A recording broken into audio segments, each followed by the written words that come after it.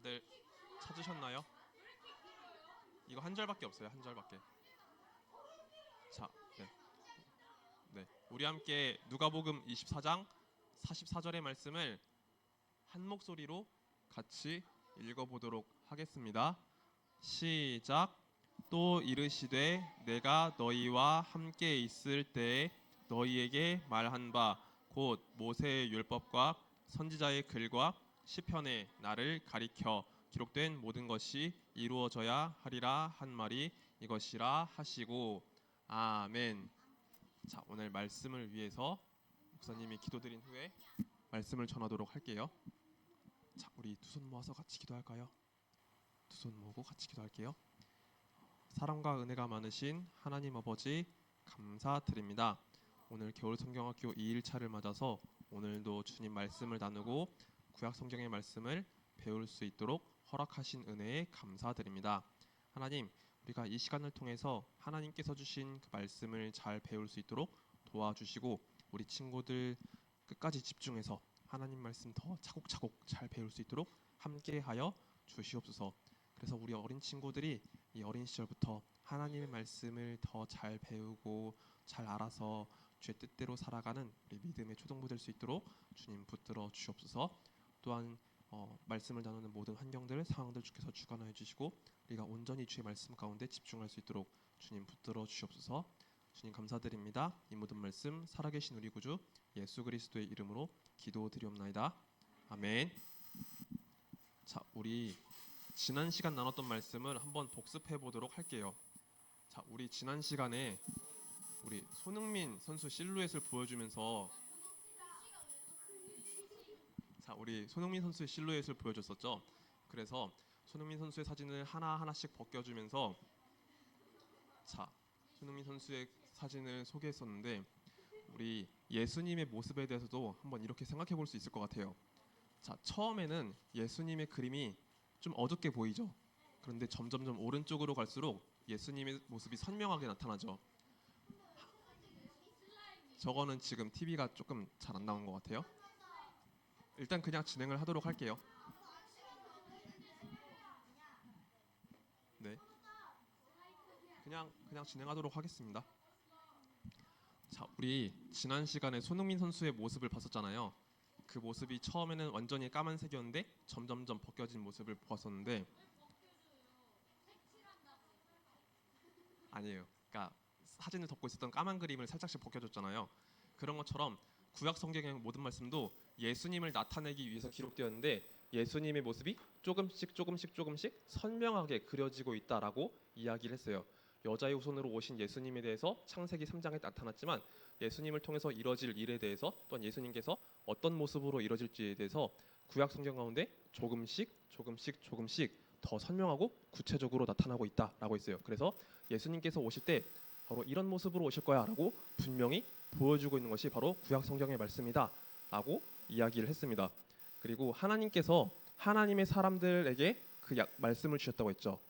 창조 시대로부터 포로 귀한 이후까지 그 가운데 하나님께서 하나님의 사람들에게 말씀을 해주셨어요. 아담, 노아, 아브라함, 모세, 다윗 그리고 우리가 지난 시간에 배우지 않았지만 예레미야의 새 언약을 통해서도 말씀을 주셨는데 하나님께서 하나님의 사람들에게 그 말씀을 주시면서 예수님의 모습이 점점 선명하게 보일 수 있도록 해주신 거예요. 예수님은 이런 모습으로 오실 거야. 예수님께서 오실 때 이런 일들이 나타날 거야. 수많은 사람들이 주님 안에서 복을 누리고 구원을 얻게 될 거야. 라는 그 모습을 보여주신 거죠. 그리고 하나님께서 이것을 나타내실 때 바로 다음 화면 하나 옮겨주실까요? 자, 제가 일단 설명할게요. 하나님께서 하나님의 사람들에게 예수님의 모습을 조금씩 더 선명하게 보여주실 때 바로 이것을 통해서 알려주셨다고 했죠. 바로 맞아요. 약속. 구약 성경을 통해서 나타나는 구약 성경을 통해서 나타나는 그 약속들을 통해서 예수님의 모습을 더더욱 선명하게 보여주셨다라고 이야기했어요. 그래서 우리가 지난 시간까지 배웠던 일과의 말씀을 한번 복습을 해봤습니다. 자, 괜찮아요? 말씀을 한번 같이 다시 한번 보도록 할게요. 우리 누가복음 24장 44절의 말씀을 한번 다시 같이 읽어보도록 하겠습니다. 시작. 또 이르시되 내가 너희와 함께 있을 때 너희에게 말한 바 곧 모세의 율법과 선지자의 글과 시편에 나를 가리켜 기록된 모든 것이 이루어져야 하리라 한 말이 이것이라 하시고 아멘. 자, 우리 어제는 요한복음 5장의 말씀을 나눴는데 요한복음 5장에서 예수님이 성경이 예수님을 가리킨 말씀이다 라고 하셨어요. 그런데 오늘 누가복음 말씀에서는 어떻게 기록되어 있죠? 자, 무엇과 무엇이 예수님을 가리킨다고 되어 있죠? 맞아요. 모세의 율법과 선지자의 글과 시편의 말씀들이 예수님을 가리키고 있다라고 하고 있죠. 자, 모세의 율법과 선지자의 글과 시편의 말씀을 더하면 무엇일까요? 우리 무슨 성경 맥잡기? 맞아요. 구약 성경 맥잡기. 모세의 율법, 선지자의 글, 시편 등등의 말씀을 다 더하면 결국 구약 성경을 가리키는 거거든요. 그런데 누가복음의 말씀 보면은 예수님께서 그 구약 성경을 나눠서 이해했다는 것을 알 수 있어요. 그 당시에 많은 유대인들이 하나님의 말씀인 그 구약 성경을 이해하고 있었는데 구약 성경 전체로서도 이해하고 있었지만 그 말씀을 나눠서 세분화시켜 가지고 이해하고 있는 것을 우리가 볼 수 있어요. 그래서 우리는 이번 시간을 통해서 구약 성경을 크게 5가지로 나누어서 말씀을 살펴보려고 해요. 몇 가지? 5가지. 그래서 우리 5가지의 내용을 하나씩 살펴보도록 하겠습니다. 자, 첫 번째.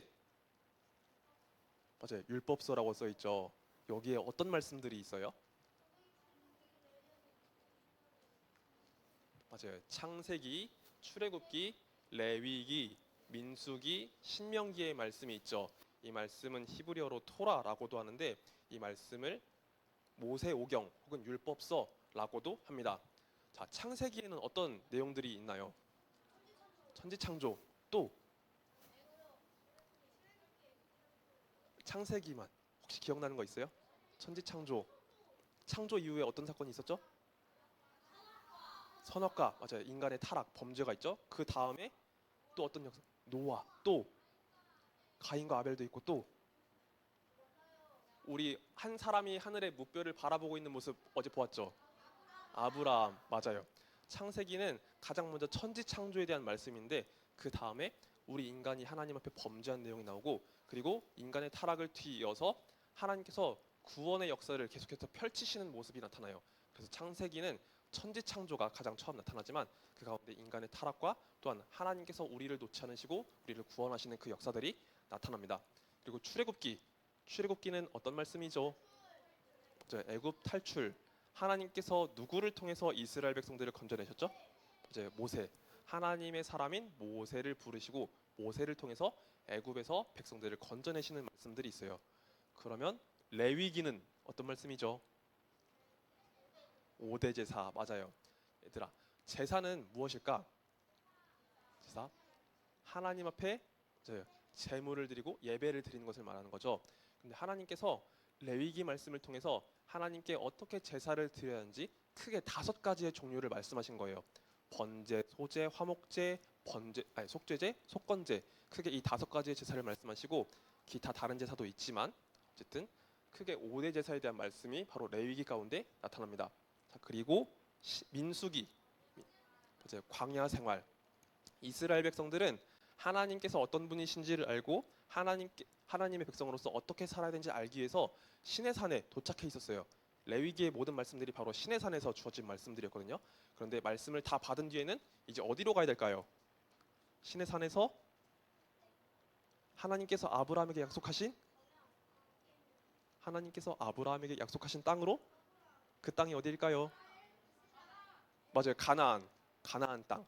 이제 시내산에서 가나안 땅으로 그 광야를 건너는 모든 여정들이 바로 민수기에 나타납니다. 민수기에서 이스라엘 백성들은 하나님의 성막을 중심으로 해서 12지파가 마치 군대처럼 이렇게 진영이 배치된 모습을 갖고 행진하고 또 멈추고 이런 일들이 반복되었어요. 그래서 민수기에서는 광야 생활에 대한 모습이 나타나요. 마지막으로 신명기는 신앙교육에 대한 말씀이죠. 맞아요. 이스라엘 백성들이 40년이라는 시간 동안 이제 광야를 거쳐서 가나안 맞은편에 도착하게 되었는데 40년 동안 많은 일들이 지나갔어요. 그리고 이전에 하나님 말씀을 배웠던 많은 사람들이 이제 세상을 떠났어요. 그러다 보니까 그 이후의 세대들에게 하나님 말씀을 다시 한번 가르쳐 주기 위해서 신명기의 말씀이 있게 되었습니다. 그래서 이 말씀을 율법서라고도 해요. 그런데 이 율법서의 말씀을 볼 때 우리가 한 가지 살펴볼 부분이 있어요. 여러분, 법은 우리에게 그냥 아무런 이유 없이 딱 주어졌을까요? 아니겠죠. 법이 지어진 데는 그만한 이유가 있겠죠. 그만한 역사적인 배경들이 다 있을 거예요. 그렇죠? 이 말씀을 조금 더 이해할 수 있게 하기 위해서 목사님이 우리나라 헌법 전문을 한번 가져와 봤어요. 자, 이거 보면은 너희들이 왜 목사님이 이 말을 하는지 이해할 수 있을 거야. 자, 여기 대표로 한번 앞줄에 있는 친구들만 한번 읽어줄래? 우리 앞줄에 있는 친구들만 한번 이 앞에 네 줄만 한번 읽어줘. 네 줄만, 알았지? 자, 한번 읽어보세요. 시작.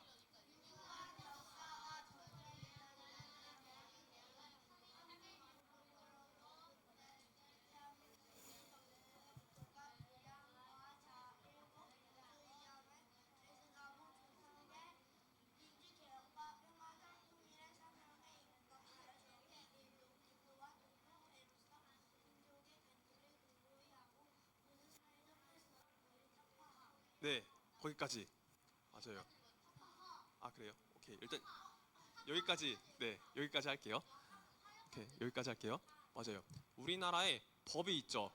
헌법이 있고 헌법 아래 여러 가지 법들이 있어요. 그런데 그 헌법을 딱 기록하기 전에 이 전문이 있는데 여기 보면은 우리나라의 엄청난 그 역사에 대해서 먼저 소개를 하고 있는 걸 볼 수 있죠. 법이 나타난 데는 다 그만한 배경과 이유가 있는 거예요. 자, 우리 아까 율법서라고 했잖아요. 창세기, 출애굽기, 레위기, 민수기, 신명기 이 말씀들이 율법서라고 했는데 하나님께서 그 법을 주셨을 때 그냥 주신 게 아니에요. 하나님께서 이 세상 모든 만물을 창조하신 그 역사 가운데서 우리 인간이 비록 타락했지만 하나님께서 백성들을 구속하시고 구원해내시고 그 백성들을 거룩하게 살아가게 하기 위해서 그 말씀을 주신 거잖아요. 그래서 하나님께서 하나님의 사람들과 맺으셨던 그 모든 역사적 배경들이 바로 이 율법서 가운데 있고 하나님께서 이스라엘 백성들에게 원하시는 그 거룩하신 뜻이 바로 이 말씀 안에 다 나타나 있어요. 그래서 이 율법서의 말씀이 하나님의 그 창조 역사로부터 모든 그 시간에 이르기까지 그곳에서 이루고 싶어 하시는 하나님의 뜻이 바로 이 율법서 가운데 나타나게 된다. 거룩하신 하나님의 뜻이 바로 이 율법서 말씀을 통해서 주어진다라고 우리 이해할 수 있습니다. 그래서 우리 율법서의 내용을 한번 살펴봤어요. 자, 그 다음은 무슨 말씀이죠? 맞아요. 역사서죠. 자, 역사서는요 길어요. 많아요. 역사서에는 총 맞아요. 12권의 말씀이 있죠. 우리 하나씩 살펴볼까요? 가장 먼저 어떤 말씀이 있을까요? 맞아요. 여호수아 말씀이 있어요. 여호수아 말씀은 어떤 내용을 담고 있을까요? 맞아요. 가나안 정복.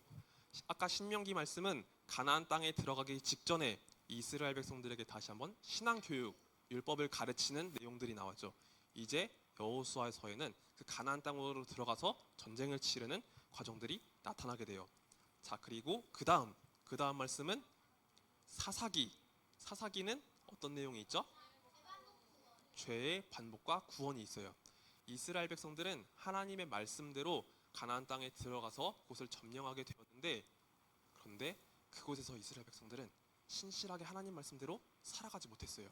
하나님 말씀을 어기고 우상 숭배하고 범죄를 했어요. 그러다 보니까 하나님께서 율법에 주어진 그 말씀대로 이스라엘 백성들을 징계하셨던 거예요. 그때 이스라엘 백성들은 자신들의 죄를 깨닫고 하나님 앞에 회개하고 또 하나님은 백성들의 회개를 들으시고 구원하시는 그 역사들이 반복해서 나타나요. 한두 번이 아니라 계속해서 반복해서 나타나요. 그래서 사사기 말씀 보면은 이스라엘 백성들의 신앙이 조금씩 안 좋아지는 그런 약간은 안타까운 모습들을 우리가 볼 수 있어요. 자, 그 다음은 무슨 말씀일까요? 맞아요. 룻기라고 나와 있죠. 이 룻기는 어떤 시대를 배경으로 기록되었을까요? 어떤 시대를 배경으로? 땡. 방금 나눴어요. 방금. 오, 지역. 그건 지역. 어떤 시대를 배경으로 말씀이 나와 있을까요? 사사 시대. 아까 이야기했던 사사 시대를 배경으로 룻기가 나오는데 이스라엘 백성들은 죄를 정말로 많이 범하고 있었는데 오히려 이방인이었던 룻은 하나님의 말씀대로 살고자 노력했던 그 모습들이 룻기에 정말 많이 나타나요. 그래서 하나님께서 이 룻이라는 여인을 통해서 하나님의 구원 계획을 또 펼쳐가시는 모습이 나타납니다. 그 다음은 사무엘상. 여기 보면 왕관 그림이 있죠. 맞아요. 왕정이 시작되는 모습이 있어요. 이제 사사 시대가 끝나고 왕정이 시작됩니다. 이스라엘의 첫 번째 왕이었던 사울의 통치가 시작되고 그 다음으로 다윗 왕이 나타나게 돼요. 자, 그 다음 사무엘상 다음은 이제 사무엘하에서는 본격적인 다윗의 통치가 시작됩니다. 자, 다윗이 하나님의 성전을 짓고 싶어 했던 그 모습이 사무엘하에 있죠. 자, 그 다음으로는 열왕기상. 자, 열왕기에는요 다윗의 아들이었던 솔로몬 왕의 통치가 시작되는데, 솔로몬 왕이 말년에 하나님 앞에 범죄를 저질러요. 하나님이 아닌 다른 우상을 섬기면서 하나님께서 그 이스라엘을 둘로 나눠버리셨어요. 솔로몬 이후 시대에 그 나라를 둘로 나누시고 그 나라가 분열되기 시작했어요. 북이스라엘과 남유다 둘로 나눠졌죠. 자, 그 다음은 무슨 말씀이죠? 열왕기하 말씀이에요. 열왕기하에서는 북이스라엘과 남유다의 여러 왕들에 대한 기록인데, 이 왕들의 믿음이 점점 아래로 내려가기 시작하면서 하나님께서 북이스라엘과 남유다를 징계하시는 모습이 나타나요. 그래서 결국은 북이스라엘도 아수르에 끌려가고 남유다도 바벨론에 끌려가는 그런 과정들이 나타납니다. 자, 이어서 무슨 말씀이 있죠? 역대상. 또 그 다음 역대하. 맞아요. 역대상, 역대하 말씀이 있는데, 이 말씀은요 처음 딱 역대상 1장을 보면은 족보로 시작을 해요. 아담부터 시작하는 족보로 시작해서 다윗 왕에 대한 이야기가 나오고 남유다 왕에 대한 이야기가 나와요. 자, 이 역대상 역대하 말씀이 왜 기록되었냐면, 바벨론 포로에서 돌아온 남유다 백성들의 그 신앙적인 정체성을 다시 한번 회복시키고 성전을 다시 세우고 백성들의 믿음을, 예배를 다시 세우기 위해서 역대상 역대하 말씀이 기록되었답니다. 자, 그 다음 세 말씀이 남아있죠. 무엇 남았죠? 에스라, 느헤미야, 에스더 말씀이 남았어요. 에스라와 느헤미야는 바벨론의 포로로 끌려갔다가 이 유다 백성들이 다시 예루살렘으로 돌아오고 이제 하나님의 성전을 세우는 말씀이 나타나요. 느헤미야에서는 성전을 세운 다음에 예루살렘 성벽을 세우는 말씀이 나타나고, 에스더 말씀은 바벨론에 살았던 유다 백성들이 하나님의 은혜 가운데 어떻게 구원받았는지, 에스더라는 여인을 통해서 어떻게 구원받았는지 그 역사가 나타나게 됩니다. 그래서 이 말씀을 우리가 역사서라고 이해할 수 있어요. 그런데 목사님이 여기서 우리 친구들에게 한 가지 좀 짚어주고 싶은 내용이 있어요. 자, 우리나라 지도를 보면서 한번 이야기를 해봅시다. 자, 여기 보면 어떤 지도가 있죠? 맞아요. 네? 맞아요. 사회책에 나오는 내용들일 거예요. 자, 맨 왼쪽에 있는 지도는 무슨 지도일까요? 맞아요. 고조선 지도죠. 자, 단군 할아버지가 세웠다는 고조선이고, 이만조선 때 고조선이 멸망했죠. 그 다음에 그 오른쪽에는 삼국시대. 맞아요. 백제, 신라, 고구려가 서로 이렇게 전쟁을 벌였던 시대죠. 맞아요. 가야도 있는데 나중에 신라에 흡수당했죠. 자, 그 다음 보면은 이건 무슨 지도일까요? 무슨 지도일까요? 맞아요. 남북국 시대. 맞아요. 밑에는 한반도 이 평양 남쪽에는 신라가 있고, 그 다음에 저기 그 위쪽으로는 발해가 있는 모습이 있죠. 그 다음으로 고려시대 지도가 있고, 이어서 이건 무슨 지도일까요? 이건 조선시대 지도예요. 자, 목사님이 우리나라 이 역사적인 이 지도들을 가지고 온 이유는, 자, 우리나라의 역사를 보면은 어떤 왕이 통치를 잘 해가지고 나라가 부강하기도 하고 혹은 쇠퇴하기도 하고 이런 역사들이 반복되잖아요. 그쵸? 일반적인 역사를 보면은 그 나라의 왕 혹은 지도자들이 잘해서 그 나라가 잘 세워지는 역사들이 나타나는데, 이스라엘은 조금 독특해요. 이스라엘은 조금 독특합니다. 왕이 머리가 좋다고 통치를 잘한다고 해서 그 나라가 잘 되고 부강한 게 아니에요. 그 왕도 백성도 하나님 앞에 신앙이 올바르게 지켜졌을 때 이스라엘이 부강하게 되었어요. 하나님께서 이스라엘 백성들의 그 신앙을 보시고 그들을 축복해 주셨기 때문에 이스라엘이라는 나라가 역사적으로 막 부흥하기도 하고 땅이 넓어지기도 하고 그런 일들이 나타나요. 그런데 반대로 이스라엘 백성들의 신앙이 잘못되면 어떻게 됐을까요? 맞아요. 점점 나라가 쇠퇴하기 시작했던 거예요. 그래서 이런 일들이 역사서 가운데 반복돼요. 이스라엘의 과거 역사들이 이런 역사들이 반복해서 나타나는데 바로 역사서는 이 과거의 역사를 통해서 바로 우리들에게 교훈을 주는 하나님의 말씀입니다. 자, 이어서 우리가 다음 말씀들을 살펴보도록 할게요. 자, 이 말씀은 뭐라고 분류되어 있죠? 시가서. 맞아요. 시가서에는 시가 있고 노래가 있어요. 그래서 시가서라고 되어 있습니다. 시가서에는 어떤 말씀들이 있을까요? 시편, 잠언, 욥기, 전도서, 또 아가서 말씀이 있죠. 맞아요. 이 시편의 말씀은요, 하나님 앞에 드리는 신뢰의 기도, 혹은 기쁨의 기도, 혹은 탄식, 혹은 울부짖음, 이 모든 것들이 다 들어가 있어요. 그런데 시편의 끝을 보면은 할렐루야, 하나님을 찬양하는 노래로서 마무리하게 돼요. 그래서 우리 시편의 말씀 보면은 하나님 앞에 드리는 그 곡조 있는 아름다운 기도의 내용을 우리가 살펴볼 수 있습니다. 자, 그다음 잠언은 무슨 내용이 중심 주제일까요? 삶의 지혜. 하나님을 믿는 사람들이 이 땅에서 살아갈 때 어떻게 지혜롭게 살아갈 수 있는가에 대해서 보여주고 있어요. 그리고 그 지혜는 바로 우리의 구주 되시는 예수님을 가리키는 하나의 단서로서도 나타나기도 합니다. 자, 이어서 전도서는 어떤 내용일까요? 자, 인생 교훈. 이 전도서는요, 솔로몬이 지은 말씀인데, 솔로몬은요 이 땅에 살아갈 때 엄청나게 많은 걸 누리며 살아갔어요. 엄청나게 부했던 사람이다 보니까 자기가 하고 싶은 걸 다 했어요. 그런데 모든 걸 다 하다 보니 인생 별거 없네, 헛되고 헛되다, 이런 이야기를 했어요. 그리고 그 인생 말년에 돌아보니 하나님을 경외하는 것만이 남는다라는 이야기를 했어요. 그래서 전도서는 우리 삶의 중요한 교훈, 하나님을 믿는 것이 영원하다라는 것을 남겨주고 있답니다. 자, 그리고 그 다음 욥기가 있죠. 욥기 보면은 좀 뭔가 안타까운 모습의 한 사람이 있어요. 이 사람 누구일까요? 욥. 맞아요. 욥. 욥이 지금 어떤 상황에 있는 것 같아요? 네, 병에 걸렸어요. 맞아요. 피부병. 맞아요. 종기 같은 것, 이런 것이 많이 났어요.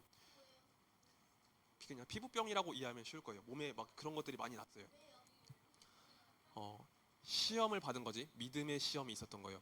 원래 욥은 이렇게 아팠던 사람이 아니에요. 하나님 앞에 믿음을 지키려고 했던, 신실하게 살려고 했던 의인이라고 불렸어요. 어느 정도로 신실했냐면 혹시나 자기 자녀들이 하나님 앞에 범죄하지 않을까라고 생각하며 이 자녀들을 위해 속죄의 제물을 따로 구별해 놓을 만큼 그만큼 믿음이 있었던 사람이에요. 자, 우리 친구들 중에 부모님이 우리 친구들에게 신앙교육을 열심히 하는 분들 있죠. 그쵸? 그쵸? 우리 친구들에게 믿음을 가르치기 위해서 엄청나게 수고하시는 우리 부모님들 계시잖아요. 그런 것처럼 욥은요, 하나님 말씀대로 자녀들을 가르치기 위해서 정말 많이 수고하고 있었거든요. 그런데 어느 날 욥이 너무나 큰 고난을 당한 거예요. 그의 재산도 다 잃어버리고, 그리고 그의 자녀들도 한순간에 다 죽고, 그가 사랑했던 모든 사람들이 다 떠나버렸어요. 자, 하나님 앞에 믿음 지키려고 했는데 욥이 이렇게 큰 고난을 당한 거예요. 그러면 우린 이때 어떻게 생각하게 될까요? 믿음의 시험이었던 거예요. 믿음의 시험. 하나님께서 왜 내게 이런 시련을 주셨습니까? 라고 욥이 부르짖게 돼요. 그래서 욥은 그 믿음의 시련을 당하면서 하나님 앞에 그 울부짖음을 쏟아내었고, 또 친구들은 와서 욥에게 이런저런 조언을 하는데 그 친구들의 조언조차도 욥의 마음을 시원케 하는 그런 대답이 아니었어요. 그래서 욥은 그 가운데 굉장한 고통을 당하게 되는데 결국 하나님께서 욥에게 응답하시는 그 말씀들이 나타납니다. 그래서 욥기의 말씀 보면 우리가 의인들이 고난을 당하는 그 모습을 살펴볼 수 있어요. 그리고 마지막으로 아가서에는 하트 그림이 있죠. 그쵸? 조금 가려져 있는데 아가서 말씀 보면은 남녀간의 사랑 이야기를 볼 수 있어요. 그런데 이 말씀이 단지 남녀간의 사랑 이야기를 보여주기 위해서 기록된 걸까요? 아니죠. 이 말씀을 통해서 하나님과 우리 사이에 사랑을 보여주기 위해서 이 아가서 말씀이 기록되어 있습니다. 자, 그래서 이 시가서의 말씀 보면은 우리 삶 가운데 나타나는, 우리 현재적인 삶 가운데 나타나는 여러 가지 그 문제들에 대해서, 또한 우리들이 갖고 있는 여러 가지 신앙적인 감정들에 대해서 살펴볼 수 있어요. 우리는 믿음의 삶을 살다 보면 고난을 당하기도 하고 감사한 일이 있기도 하고 기쁨의 일을 볼 수도 있기도 하고, 또한 이 세상 가운데 나타나는 정의나 불의에 대해서도 볼 수 있어요. 이런 모든 상황과 환경 속에서 믿음의 사람들이 하나님 앞에 나아가는 그 과정들, 하나님과의 관계 속에서 이루어지는 그 내용들이 바로 시가서의 내용을 통해 나타납니다. 자, 우리 여기까지 시가서의 내용을 살펴봤고, 그 다음으로 우리 선지서로 넘어가 보도록 할게요. 자, 선지서는 크게 두 부분으로 나눠져요. 두 부분, 맞아요. 대선지서와 소선지서로 나눠져요. 대선지서와 소선지서를 나눈 이유는 무엇일까요? 맞아요. 분량이 커요. 상대적으로 분량이 더 많아요. 그래서 대선지서예요. 그리고 그리고 반대로 소선지서는 상대적으로 분량이 적다, 짧다. 그래서 대선지서와 소선지서를 나눴어요. 그러면 대선지서에는 어떤 말씀이 있는지 한번 이야기해 볼 수 있어요? 이사야, 또 예레미야, 또 예레미야 애가, 또 에스겔, 또 다니엘. 맞아요. 이사야, 예레미야, 에스겔, 다니엘이 기록한 이 하나님 말씀이 상대적으로 분량이 많기 때문에 다 대선지서에 들어갑니다. 그치, 향기야? 네. 자, 이사야서의 말씀 보면은요, 그 당시 남유다 백성들이 하나님 앞에 너무나 많은 범죄를 저지르고 있었기 때문에 그들에 대한 심판의 내용이 있어요. 그리고 남유다뿐만 아니라 그 주변에 있었던 이방 민족들에 대한 심판의 내용도 있고, 그리고 유다 백성들이 바벨론의 포로로 끌려가서 다시 돌아오게 될 회복에 대한 말씀도 있어요. 그런데 그 가운데 바로 오실 메시아 예수님에 대한 모습도 그려주고 있습니다. 그래서 이사야는 심판과 회복에 대한 말씀을 보여주고 있어요. 자, 그 다음으로 예레미야 말씀이 있죠. 예레미야 말씀 볼 때 빨갛게 기록된 글씨 보여요? 이제 새 언약이라고 쓰여 있죠. 마음이라고 기록되어 있어요. 이 새 언약이 무엇이냐면, 우리 구약의 말씀을 세 글자로 풀면은 옛 언약이라고 할 수 있거든요. 근데 하나님께서 그 언약들을 새롭게 갱신하신다는 내용이에요. 그래서 새 언약에 대한 내용이 예레미야 선지자의 말씀에 이미 예고가 되어 있는 거예요. 그리고 이 새 언약이 이루어졌을 때 어떤 일이 일어나냐면, 하나님의 법이 우리 마음 안에 새겨져서 우리가 하나님 앞에 우리의 마음을 들여서 하나님을 섬기게 된다라는 그런 말씀이 있어요. 성령께서 우리 가운데 오셔서 우리가 하나님의 뜻대로 순종하며 살아가게 한다는 그 내용들이 바로 예레미야 가운데 있는 거죠. 그래서 예레미야는 새 언약이라는 내용이 중요합니다. 자, 그 다음으로 예레미야 애가는 멸망한 남유다의 모습을 보면서 애통해하는 예레미야의 모습을 볼 수 있고요. 그 다음 에스겔, 또 다니엘의 말씀을 우리가 함께 살펴볼 수 있습니다. 우리 여기까지 대선지서의 말씀을 보았어요. 그리고 나머지 말씀이 있죠. 자, 여기 이 말씀 네 글자로 뭐라고 쓰여 있죠? 소선지서. 소선지서 내용이 많죠. 그쵸? 자, 하나씩 한번 읽어볼까요? 무슨 내용인지. 시작.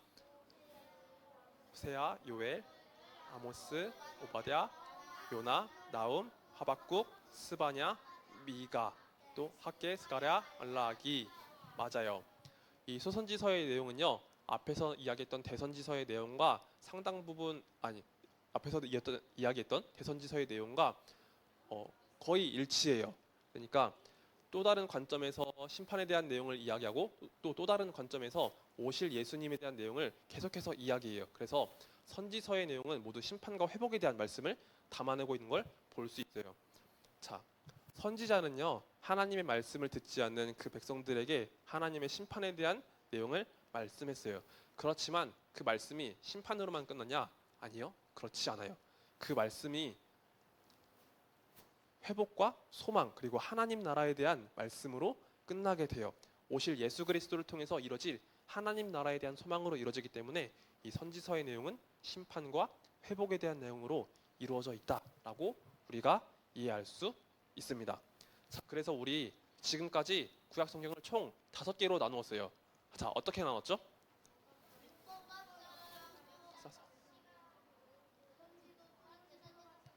맞아요.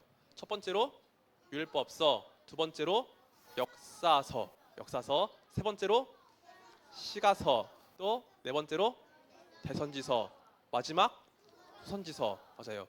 우리 구약 성경 39권의 말씀을 총 5권의 말씀으로 나눠서 이해를 했는데 우리 이제 이 내용을 같이 선생님들과 배워보도록 할 거예요. 이 구약 성경 가운데 나타난 39권의 말씀이 어떻게 분류되었는지를 우리 다시 한번 배우며 하나님의 말씀을 더 깊이 알아가는 우리 초등부 될 수 있기를 예수님의 이름으로 소망합니다. 자, 그럼 우리 말씀 읽고 기도할게요. 자, 기도합시다. 기도해요. 사랑과 은혜가 많으신 하나님 아버지 감사드립니다. 오늘 우리 함께 구약 성경을 5가지의 분류로 나눔으로써 하나님의 말씀을 잘 배우기를 원합니다. 하나님, 예수 그리스도를 나타내기 위해서 주신 그 말씀이 하나님 우리 아이들 가운데 잘 기억날 수 있도록 도와주시고 하나님 말씀을 깊이 알아가는 우리 초등부 될 수 있도록 주여 함께하여 주옵소서. 또한 5가지 분류를 통해서 우리가 그 가운데 나타나는 하나님의 뜻을 잘 발견할 수 있게 해주시고 하나님 말씀을 따라서 우리 또한 예수님의 제자로서 온전히 살아갈 수 있도록 주여 붙들어 주옵소서. 주님, 앞으로의 남은 일정도 모두 주님께 맡겨드립니다. 또한 우리 선생님들 통해서 공과 모임도 잘 할 수 있도록 주께서 붙들어 주옵소서. 주님 감사드립니다. 이 모든 말씀 살아계신 우리 구주 예수 그리스도의 이름으로 기도드리옵나이다. 아멘. 우리 주기도문으로서 예배를 마친 다음에 바로 광고를 나누도록 하겠습니다. 광고 나눌게요. 주기도문 드릴게요. 자, 주기도문 드립니다. 하늘에 계신 우리 아버지여, 이름이 거룩히 여김을 받으시오며 나라의 임하옵시며 뜻이 하늘에서 이루어진 것 같이 땅에서도 이루어지이다. 오늘날 우리에게 일용할 양식을 주옵시고 우리가 우리에게 죄 지은 자를 사하여 준 것 같이 우리의 죄를 사하여 주옵시고 우리를 시험에 들게 하지 마옵시고 다만 악에서 구하옵소서. 대개 나라와 권세와 영광이 아버지께 영원히 있사옵나이다. 아멘.